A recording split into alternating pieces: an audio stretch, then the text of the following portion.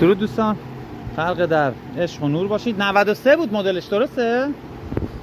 آقا یکی از خوبای چین واقعا که خیلی از قطعاتش، خیلی از لوازمش با مزاتیری یکیه. حالا این B50F با B50 معمولی تفاوتش تو حجم موتورشه. این 1.8 لیتریه با یه گیربکس 6 سرعته. حالا B50 معمولی 1.6 لیتره با یه گیربکس 5 سرعته. این گیربکس 6 سرعته است، خیلی ماشین خوبیه. یعنی تا یکی از گزینه‌های زیر 1 میلیاردی که شما میتونید انتخاب کنید و تا چند سال سوار شید، واقعا این B50 این بسیار. حالا BC داره، B50 داره، B50F داره، یه گیربکس AT با یه موتور تحت لیسانس مازدا. یعنی واقعا کنترل کشش داره دیگه، نمیدونم کروز داره، ولکام لایت داره، خیلی چیزای به درد بخور و خوبی داره. و یه واقعا اینم عین GDM گرند، اینم عین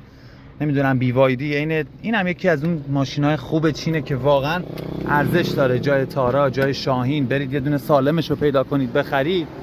واقعا محشر آقا، واقعا ماشین محشریه، واقعا ماشین خوبیه. یه جوری مزداتیری چین رو شما دارید سوار میشید.